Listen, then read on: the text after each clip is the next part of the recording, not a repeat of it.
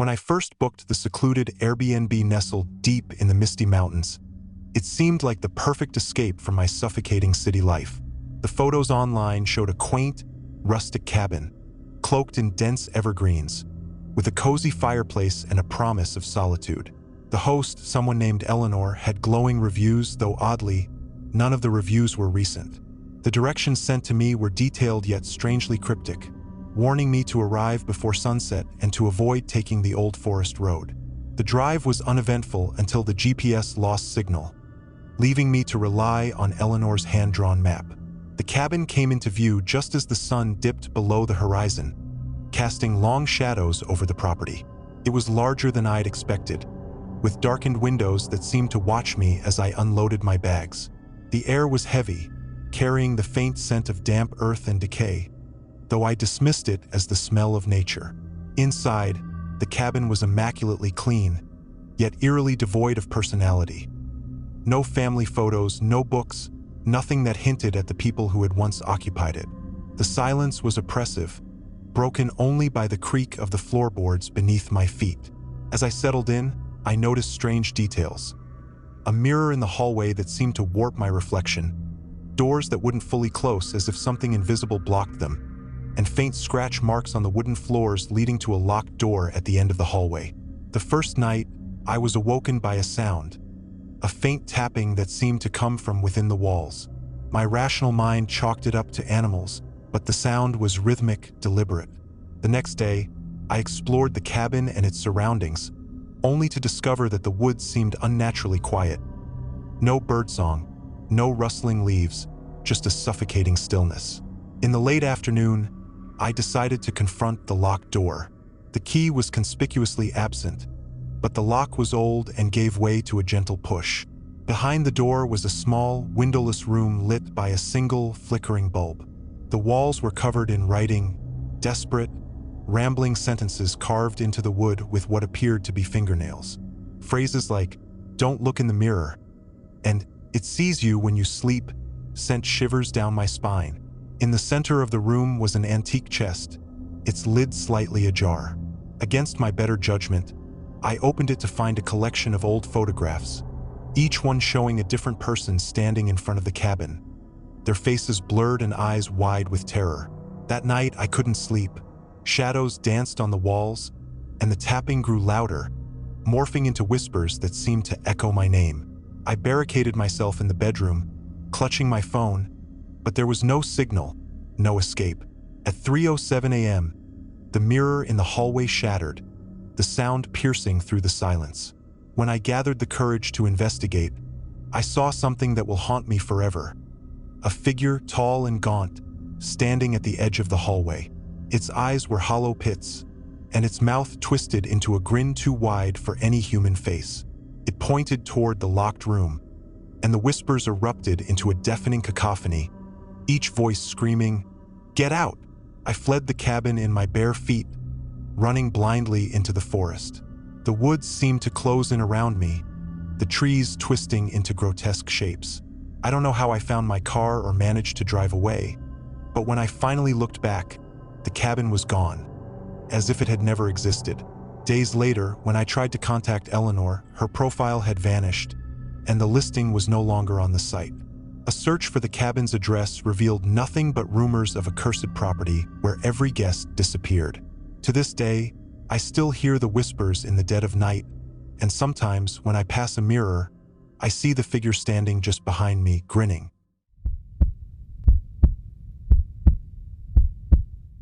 The Airbnb listing seemed innocuous enough. A rustic, secluded cabin deep in the woods, far from the noise and chaos of city life. I was burned out from work and needed a retreat, a place where I could disappear for a few days and find peace. The photos showed a charming wooden cabin with a wraparound porch, a stone fireplace, and windows that overlooked a dense forest. The host, a woman named Esther, had left a simple message: "Welcome. Please respect the house rules. And whatever you do not open the basement door." The warning lingered in my mind as I drove down the unpaved road leading to the cabin. It was dusk when I arrived, and the sight of the cabin was just as picturesque as the photos had promised. The woods, however, were oppressively silent, the kind of silence that seemed alive, as if the trees themselves were holding their breath. I shook off the uneasy feeling, chalking it up to the unfamiliarity of being so far removed from civilization. Inside, the cabin was cozy, but it carried an air of neglect. Dust hung in the air, and the faint scent of damp would lingered in the corners. I found the basement door immediately, a heavy wooden door with a rusted iron latch. It was locked, but even standing near it gave me a sense of unease. The living room had an old clock that ticked loudly, and every sound it made seemed to echo endlessly. I unpacked my things and tried to settle in, making dinner and curling up with a book. As the night deepened, the wind outside picked up, howling through the trees and rattling the windows. Around midnight, I heard it, a faint, rhythmic knocking. It wasn't at the front door or any of the windows. It was coming from the basement. My heart raced as I froze in place, trying to convince myself it was just the wind or the house settling. But the knocking continued, steady and deliberate. I decided to ignore it, retreating to the bedroom and locking the door behind me. Sleep was elusive. I lay awake for hours, listening to the creaks and groans of the cabin, the sound of the wind mingling with what I could have sworn were faint whispers. Eventually, exhaustion claimed me, and I drifted into a restless sleep. I woke suddenly in the early hours of the morning, my skin cold and clammy. The room was pitch black, but I was certain I wasn't alone. The sensation of being watched was overwhelming, suffocating. I reached for my phone, fumbling to turn on the flashlight, and that's when I saw it. A shadow, darker than the darkness itself, standing in the corner of the room. It didn't move, didn't make a sound, but its presence was palpable, oppressive. I blinked, and it was gone. I spent the rest of the night sitting upright, every muscle in my body tense, waiting for something to happen. The next day, I convinced myself it was just my imagination, a trick of the light or a dream. I busied myself exploring the area, taking a long walk through the woods. The trees felt like they were closing in on me, their gnarled branches reaching out like skeletal hands. I stumbled upon a small clearing with a fire pit, surrounded by weathered stones that bore strange carvings. The air there felt heavy, like the weight of 1,000 unseen eyes pressing down on me. I didn't linger. That evening, the cabin felt even more oppressive. The basement door seemed to thrum with an energy I couldn't explain, and the knocking started earlier this time, just as the sun dipped below the horizon. It wasn't faint anymore. It was loud, insistent, as if something on the other side was demanding to be let out. I tried to drown it out with music, but the sound seemed to seep through the walls, invading every corner of the cabin. I decided to confront it, if only to prove to myself that there was nothing there. Armed with a flashlight and a heavy fire poker, I approached the door. The knocking stopped the moment I touched the latch. My hands trembled as I slid the rusted lock open and pulled the door ajar. A wave of cold air rushed out, carrying with it the scent of decay and something far worse. The basement was pitch black, the flashlight barely penetrating the thick darkness. I descended the creaking wooden stairs, my heart pounding with each step. The air grew colder the deeper I went, and the whispers started again, soft and unintelligible at first, then louder, overlapping voices that filled my head. At the bottom of the stairs, the flashlight flickered and died. I was plunged into darkness, and the whispers turned into guttural growls. Panic set in as I fumbled to retreat, but the stairs felt impossibly long, as though the basement had stretched infinitely in the dark. Something brushed past me, cold and wet, and I screamed, my voice swallowed by the oppressive blackness. When I finally stumbled back into the living room, the basement door slammed shut behind me with a force that shook the cabin. The whispers were gone, but the sense of being watched remained. I packed my things in a frenzy, abandoning my plans to stay the weekend. As I sped away down the dirt road, I glanced in the rearview mirror and saw the shadow again, standing in the window of the cabin, watching me leave. Weeks later, I received a message from Airbnb. The host apologized for any inconvenience and mentioned that the property was temporarily unavailable due to maintenance. I didn't reply. Sometimes, Late at night, I still hear the knocking, faint and rhythmic, as if the shadows had followed me home, waiting for the right moment to make themselves known again. The listing for the Airbnb seemed perfect. A restored Victorian manor tucked away in the remote countryside, promising charm, solitude, and an authentic historic experience. I had been stressed from work and desperate for a break, so I booked it impulsively, ignoring the curiously sparse reviews and the slightly cheaper price than similar listings. The host, Victor, had been brief in his messages, only giving me check-in instructions and a peculiar warning to avoid the cellar at all costs. When I arrived, the manor loomed before me like a shadow against the twilight sky, its cracked windows glinting faintly in the dying light. The air was unnaturally cold for spring, and the gravel crunched too loudly under my boots as I approached the grand wooden door. Inside, the house was both stunning and unsettling. Ornate wallpaper peeled at the edges. Antique furniture sat perfectly arranged but coated in a fine layer of dust, and every creak of the floorboards echoed like a scream. The air smelled faintly of mildew, and despite the grandeur, there was a suffocating heaviness to the atmosphere. As I unpacked in the dimly lit bedroom, I noticed the house seemed oddly alive, the way the curtains swayed without wind and how shadows seemed to ripple in the corners of my vision. I told myself it was just my imagination. That first night, sleep was elusive. I woke around midnight to the sound of faint, erratic knocking that seemed to come from below. My heart pounded, but I reasoned it was just the old pipes or some animal outside.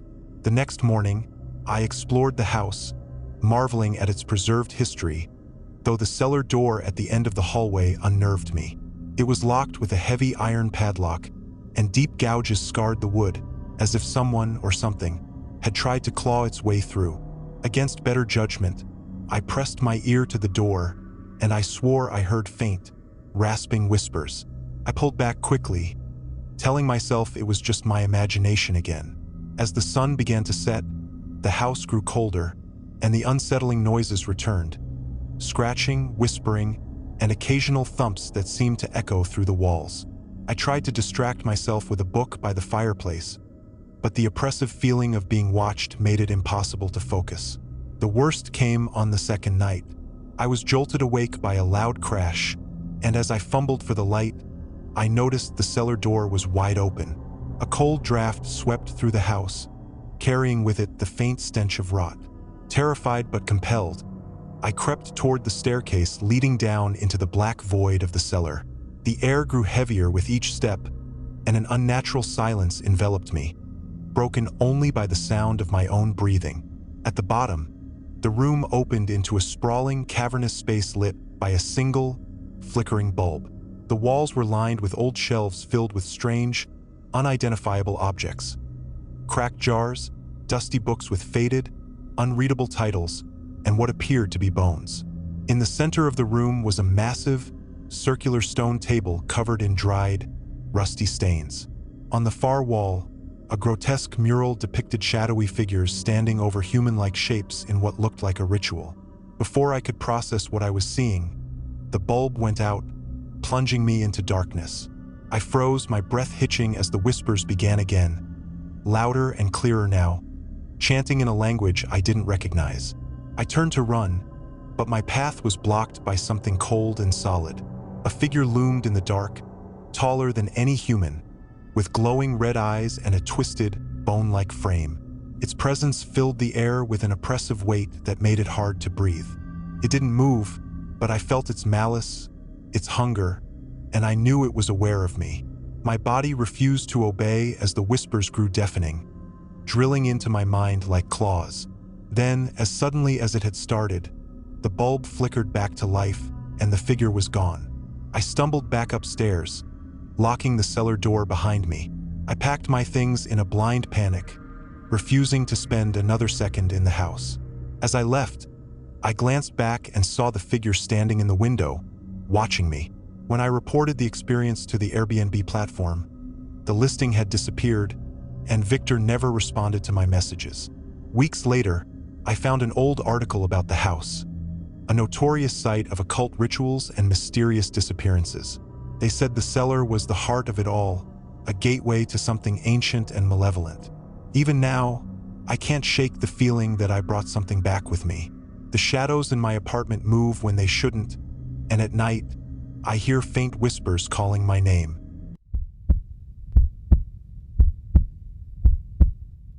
The listing seemed innocent, even idyllic. A serene Airbnb nestled deep in the countryside, far from the chaos of the city. The photos showed a charming, rustic house with ivy-covered walls, warm interiors, and promises of tranquility. I needed that escape, a break from my suffocating routine, and the price was too good to resist. The host's description was cryptic, though, a place where you'll find yourself. It read, and something about the phrasing struck me as strange, but I dismissed it. When I arrived, the first thing I noticed was the eerie stillness. There were no sounds of birds or rustling leaves, just a heavy silence that seemed to press against my ears. The house stood at the end of a gravel path, its windows like hollow eyes staring out into the encroaching woods. Despite the unease prickling at the back of my neck, I stepped inside. The air inside was thick, humid, almost as if the house itself was alive and exhaling softly. The decor was exactly as advertised: cozy furniture, dim lighting, and a faint scent of lavender that lingered in the air. There was a guest book on the table, filled with glowing reviews that seemed oddly repetitive. "Life-changing," one entry said. "The house knows you," said another. My discomfort deepened, but exhaustion got the better of me, and I settled into the room at the end of the hall. That night, I dreamt of the woods outside.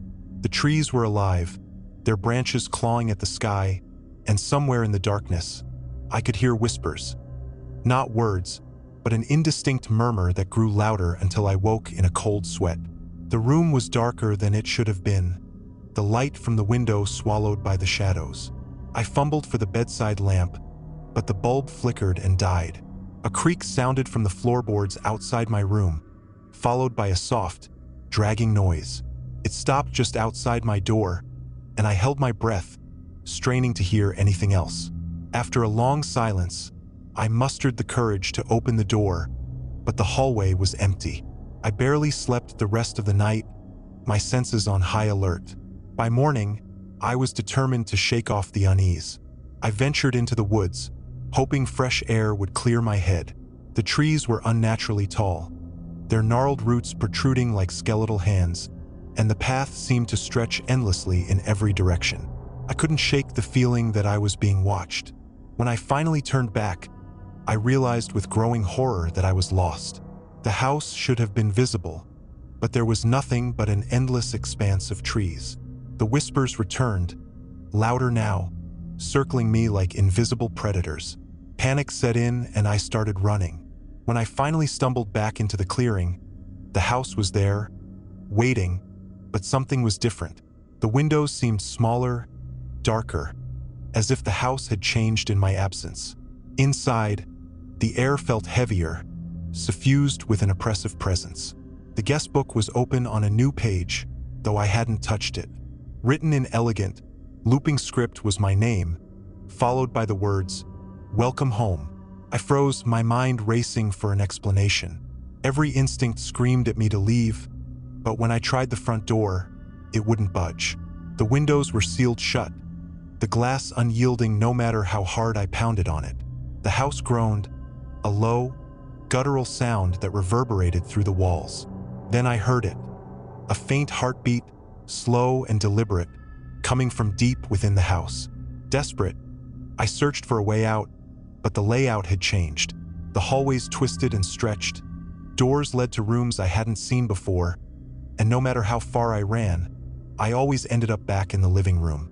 The walls began to pulse, as though the house itself was alive, its wooden frame expanding and contracting with each breath. Shadows moved in the corners of my vision, and I could hear faint laughter, mocking and cruel. I stumbled into the kitchen and found a knife, gripping it tightly as if it could offer any protection. The whispers grew louder, now distinct voices calling my name. "Stay with us," they said. "You belong here." I screamed, slashing at the air, but there was nothing to fight. Then, From the corner of the room, something stepped into the light.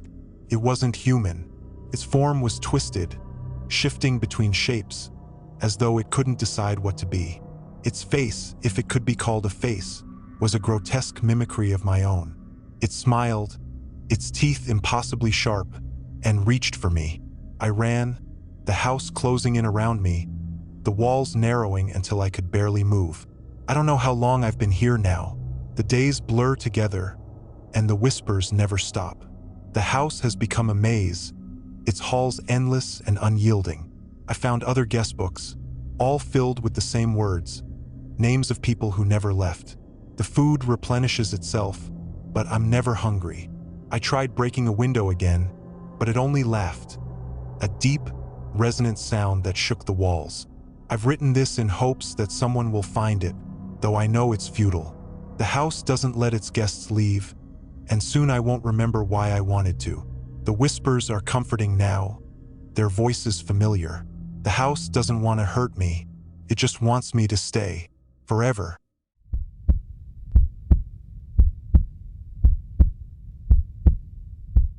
It started innocently enough. A spontaneous decision to book an Airbnb in a quaint, remote village, miles away from the hustle of city life. The listing was intriguing. An old manor, large and sprawling, advertised as steeped in history and charm, with a host description that simply read, "Owned by the house itself." I assumed it was some eccentric marketing ploy to stand out. The pictures revealed grand, antique furniture, high vaulted ceilings, and a library stocked with leather-bound books. The price was suspiciously low, but the allure of such an atmospheric retreat was too tempting to resist. I arrived late in the evening, the fading daylight casting long shadows over the property. The manor loomed in the distance, larger than I'd expected, its windows dark and lifeless. The driveway was lined with gnarled trees whose branches intertwined above, creating an eerie canopy.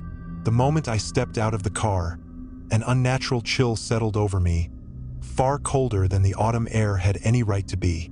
The front door creaked open on its own before I could even knock, revealing a dimly lit foyer. A strange butler-like figure greeted me, tall, gaunt, with a face that seemed to shift slightly every time I blinked, as though I couldn't quite place his features. Without a word, he handed me an antique key and gestured towards the grand staircase before disappearing into the shadows. I stood there for a moment, unsettled, but chalked it up to the eccentricity of the place. My assigned room was at the end of a long hallway on the second floor, the walls lined with old portraits. The eyes in the paintings seemed to follow me, their gazes heavy and unnerving. When I reached the room, I found it impeccably furnished, but there was an oppressive weight in the air, as if the walls themselves were watching. That night, I was woken by the sound of faint footsteps echoing in the hallway. I listened, heart pounding, as they grew louder, stopping right outside my door. The handle rattled, but the door didn't open. I held my breath, paralyzed, until the footsteps retreated. In the morning, I tried to brush it off as part of the manor's quirks, but the unease only grew as the day went on. The library was filled with books in languages I couldn't recognize, their pages blank when I tried to read them. The mirrors in the house reflected the rooms accurately, but not me. I felt like I was being studied, tested by something unseen. That evening, as the sun set, I decided to explore the rest of the manor. The butler was nowhere to be found, nor were there any other guests, despite the booking page claiming it was fully occupied. The dining hall was laid out for a grand feast, but the food was cold and untouched, the plates dusty. I ventured into the basement, drawn by an inexplicable pull, and found a door that looked out of place, modern and clean, as though it had been transplanted from another era. The key the butler had given me fit perfectly. The room beyond was a stark contrast to the manor above. White walls, fluorescent lights, and a single table with a chair. On the table was a thick journal, its pages filled with frantic scrawls detailing the experiences of other guests. Most entries were incomplete, ending abruptly in sentences like, "The house won't let me loo," or "It's watching me. It's always watching." My pulse quickened as I flipped through the pages. Some entries mentioned a ritual, an escape, but the instructions were vague, scribbled over as if the writer had been interrupted. I bolted back upstairs, only to find the house had changed. The hallways twisted and turned. Rooms appeared where they hadn't been before, and the windows showed nothing but darkness, though I knew it wasn't yet night. Whispers began to follow me, a cacophony of voices that seemed to come from everywhere and nowhere. "Stay," they urged. "We'll take care of you." Shadows moved in the corners of my vision, always disappearing when I turned to face them. When I reached my room, the door slammed shut behind me, locking me in. The whispers turned into laughter, mocking and malicious. I tried the windows, but they wouldn't budge. The walls began to close in, the room shrinking, and I screamed, pounding on the door until my fists were raw. And then, just as suddenly, everything stopped. The door swung open, and the butler stood there, his face a twisted parody of politeness. "Your stay is extended," he said, his voice dripping with something inhuman. "You're exactly what the house has been waiting for." My protests fell on deaf ears as he vanished again. Days turned into weeks, or so it felt. Time lost all meaning in that place. The manor became a maze, constantly shifting, trapping me in its endless corridors. I began to see others, faint, translucent figures wandering aimlessly. They didn't acknowledge me, their faces frozen in expressions of despair. I realized with horror they were the previous guests, their spirits consumed by the house. I'm writing this now in the hope that anyone will find it. I don't know if I'm alive anymore or if the house has already claimed me. The journal I found in the basement is almost full, and soon I'll have no way to tell my story. If you're reading this, don't come here. Don't book the manor. It isn't an Airbnb. It isn't a place for humans. It's alive and it's hungry. And if you're not careful, you'll become just another whisper in its walls.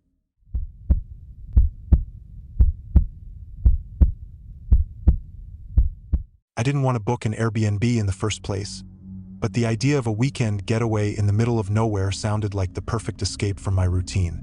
When I saw the listing, I was skeptical, but something about it caught my eye. An old farmhouse secluded deep in the woods, surrounded by towering trees. The pictures showed an idyllic home with a red barn in the distance, fields stretching for miles, and an overgrown garden with flowers in full bloom. The description sounded charming. A place to disconnect, find peace, and let go. The price was cheap for the area, which should have been my first red flag, but I dismissed it as a rare find, so I booked it. Upon arrival, the place looked just like the photos, though the air felt heavier. The farmhouse stood at the end of a long, winding dirt road.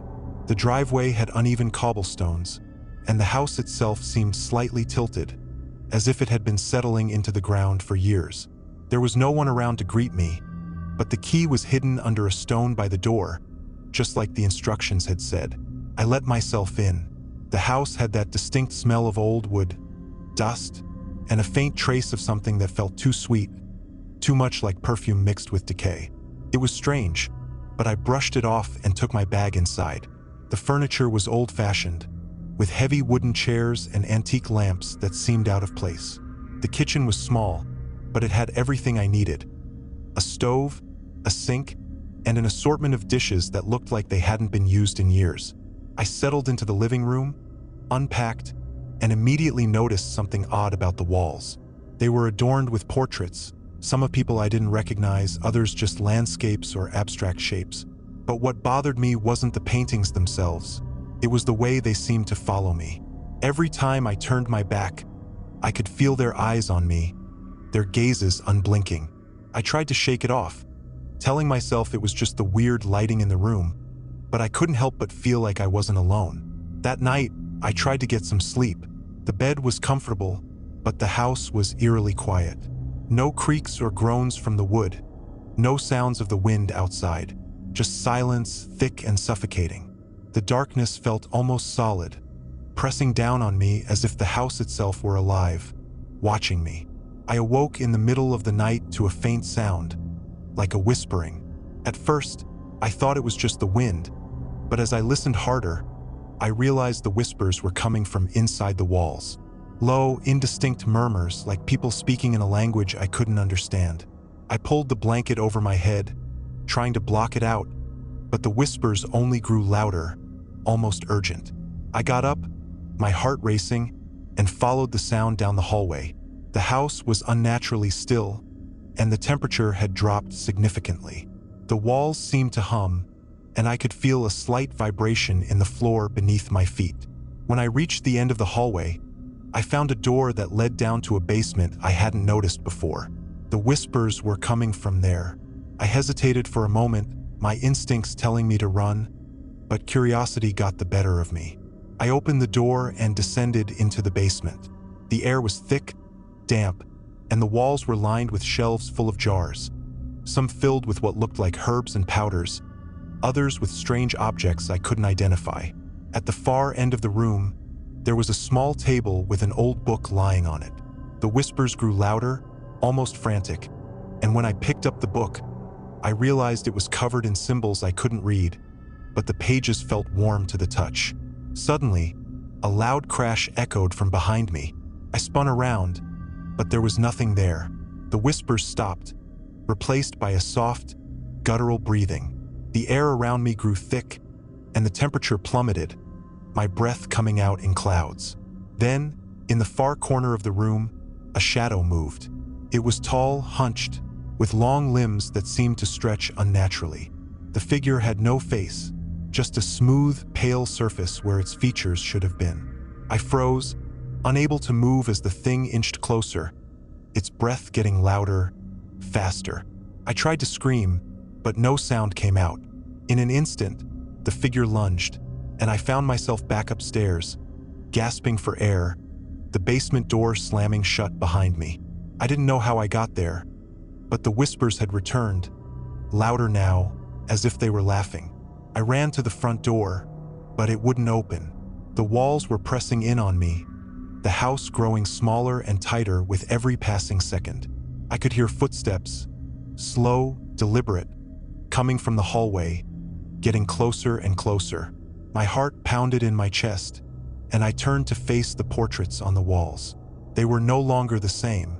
The eyes in the paintings were wide open, their pupils dilated in terror, and their mouths had begun to twist into twisted smiles. I backed away, my mind racing for any escape, but there was no way out. The house had taken me. It wanted me to stay, to join the others who had stayed too long. I could feel the walls closing in, the air thick with a suffocating presence, and I realized with horror that the whispers were no longer coming from the walls. They were coming from inside my own head, and they were calling me to join them.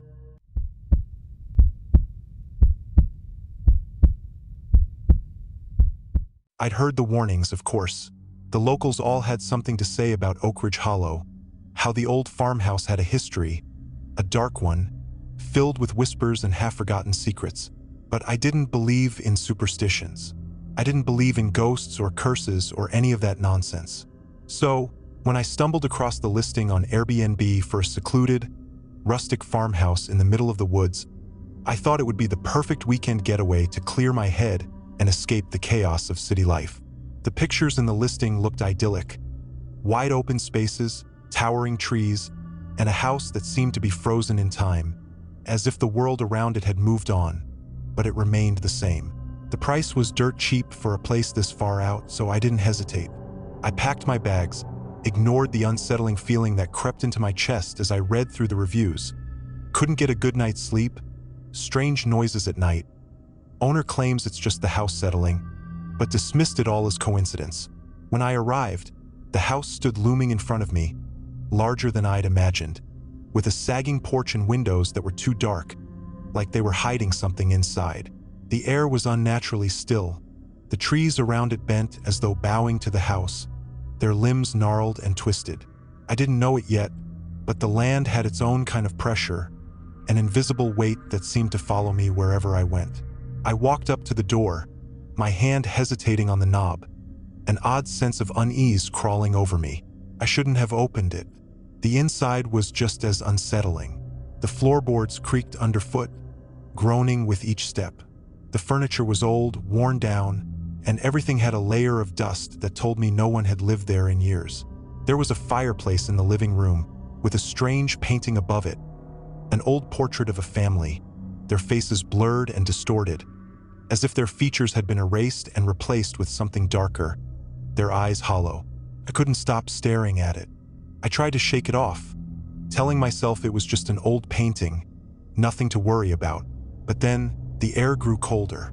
The house seemed to grow quieter, more suffocating, as though it was holding its breath, waiting for something.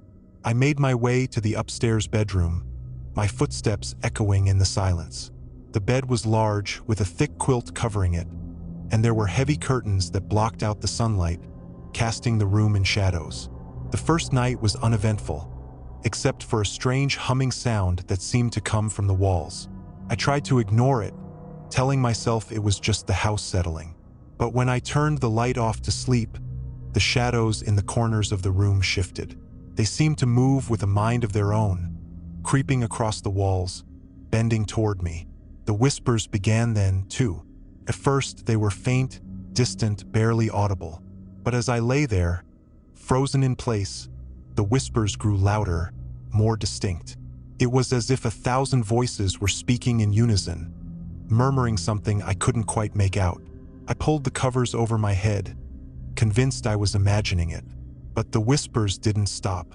They continued, soft and persistent, until they felt like they were right next to me, breathing against my ear. "Get out! Leave now!" I shot up in bed, my heart racing. The room was still, but I couldn't shake the feeling that I wasn't alone.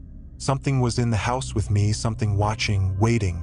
The next morning, I tried to shake off the events of the night, convinced it was just my mind playing tricks on me. But as I sat at the kitchen table, sipping my coffee, I noticed something odd. There were footprints on the floor, muddy prints, leading from the back door, across the room, and stopping at the base of the stairs. I hadn't gone outside since I arrived, and I certainly hadn't left the back door open. Panic crept up my spine. I felt the weight of those eyes, the ones that had followed me from the painting, pressing on me from every corner of the room. I grabbed my bag, ready to leave, but the door wouldn't open. It was locked from the outside. I tried the windows. They were sealed shut, like the house didn't want me to leave. Then I heard it again, the whispers. This time, they were no longer just in my head. They were in the room with me, surrounding me. I turned, frantic, but there was no one there. The house was empty, or so I thought. As the day wore on, the whispers grew louder, angrier, almost like a chant, a rhythmic pulse that filled the house. I couldn't tell where it was coming from, but it was everywhere. And then the door to the cellar creaked open. It had been locked when I first arrived, but now it stood ajar, as if inviting me to descend into the dark. I stood there, frozen, staring at the doorway. The whispers were coming from down there. I had no choice. My feet carried me down the creaking steps into the cellar, the air growing colder with each step. The walls were lined with old jars and boxes, most of which were too worn to open. But in the far corner, there was a large wooden chest. The whispers were coming from inside it. My hands trembled as I approached, the hairs on the back of my neck standing up. I opened the chest slowly, my heart thumping in my chest. Inside was a collection of old, rotting dolls. Their glass eyes seemed to gleam in the dim light, their mouths twisted in strange, silent screams. And at the center of them, a book. The whispers were coming from the book. I reached for it, my fingers brushing against the tattered cover, and the moment I touched it, the air around me snapped. A force, cold and suffocating, slammed into me, knocking me to the ground. The room seemed to tilt, spinning around me. The whispers turned into screams, screams that pierced my skull, filling my mind with visions. Faces, twisted and mangled, flashed in front of me.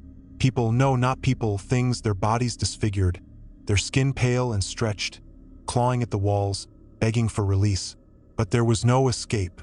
I was in their place now, bound to this house, to the darkness that thrived within it. The last thing I heard before the darkness consumed me was the voice, soft and cold, echoing in my mind. You are ours now, forever.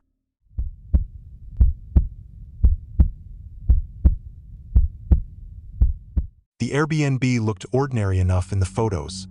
A quaint, two-bedroom cottage nestled in the heart of a quiet, coastal village. I booked it for a weekend getaway, needing some time alone to recharge after months of relentless work stress. The host, a man named Gregor, had left a single message: "Key is under the mat. Please don't move the antique mirror in the living room. Enjoy your stay." Something about the instruction felt odd, but I brushed it off, attributing it to a homeowner's quirky attachment to their belongings. When I arrived, the cottage was just as picturesque as advertised, with weathered shingles, a small garden overgrown with lavender, and a salty breeze wafting in from the nearby ocean. The interior was cozy, if a bit musty, filled with mismatched furniture and a faint smell of damp wood. It felt lived in, comfortable yet oddly oppressive, as though the air carried a weight I couldn't explain. The antique mirror Gregor mentioned hung in the corner of the living room. Its frame was intricately carved with twisting vines and faces that seemed almost alive under the flickering light of the single lamp. I caught a glimpse of my reflection as I passed, but something was off. The room in the reflection seemed darker than it should have been, the shadows deeper, as though they stretched further than the dimensions of the actual room. I shivered and decided not to look at it again. That first night, I couldn't sleep. Every creak of the old cottage seemed amplified in the silence, and an icy draft slipped through the cracks in the window frames. Around 2 a.m., I heard it, a faint tapping, rhythmic and deliberate, coming from somewhere downstairs. My heart leapt to my throat, but I convinced myself it was the wind or some animal brushing against the walls. Still, I locked my bedroom door and stayed awake until dawn, clutching my phone despite having no signal. The next day, I explored the village, a charming yet strangely deserted place where the cobblestone streets were eerily silent and the few locals I encountered seemed distant, almost wary of me. A shopkeeper's face turned pale when I mentioned where I was staying, and she muttered something under her breath before quickly changing the subject. I returned to the cottage uneasy, but determined to make the most of my stay. That evening, as the sun dipped below the horizon, I noticed the mirror again. It seemed to have shifted slightly, though I hadn't touched it. The room reflected within looked darker than ever, and this time I thought I saw something. A faint figure in the background, standing just at the edge of the frame. I spun around, but the room was empty. Fear gnawed at me, but I told myself I was just imagining things. I went to bed early, determined to leave first thing in the morning. Sleep, however, remained elusive. Around midnight, the tapping started again, louder this time, and accompanied by a low, guttural sound like distant whispers. My chest tightened as the noises grew closer, and then I heard it. A faint creak outside my bedroom door. I froze, barely daring to breathe. The doorknob rattled, softly at first, then violently as though someone or something was trying to get in. I scrambled out of bed, searching for something to defend myself with, but the rattling stopped as suddenly as it had started. Silence enveloped the house, thick and suffocating, until I heard the sound of footsteps retreating down the stairs. Gathering every ounce of courage, I cracked the door open and peered out. The hallway was empty, but the air felt colder, heavier. I tiptoed downstairs, clutching a fireplace poker I had grabbed on my way. The living room was bathed in darkness, save for the faint glow of moonlight reflecting off the antique mirror. The figure was there again, clearer now, a shadowy silhouette with hollow, glinting eyes that stared directly at me. My reflection was nowhere to be seen. Panic surged through me as the figure in the mirror began to move, its bony hand reaching out toward the surface. I staggered back, tripping over the edge of the rug and crashing to the floor. The mirror trembled, and a crack splintered across its surface, releasing an ear-piercing wail that reverberated through the house. I bolted for the door, but it wouldn't budge, as if some unseen force was holding it shut. Behind me, I heard a wet, slithering sound, and when I turned, the figure was emerging from the mirror, its elongated limbs twisting unnaturally as it pulled itself free. Its face was a grotesque, shifting amalgamation of features, and its mouth opened in a soundless scream that seemed to fill my head with static. I screamed, slamming my fists against the door until, suddenly, it gave way. I stumbled outside into the freezing night, not stopping until I reached my car. I sped away, never looking back, but even as I drove, I felt its presence, its hollow eyes boring into the back of my neck. When I tried to report the incident to Airbnb, I found the listing had been removed and Gregor's account was deactivated. Weeks later, I read an article about the cottage. It had a dark history with multiple guests disappearing over the years. The mirror, it seemed, was an heirloom tied to an ancient curse, said to serve as a gateway for something that should never be allowed to cross into our world. To this day, I can't look at a mirror without feeling a cold, unseen gaze watching me from the other side, and at night, I still hear the faint tapping, as if it's trying to find its way back to me.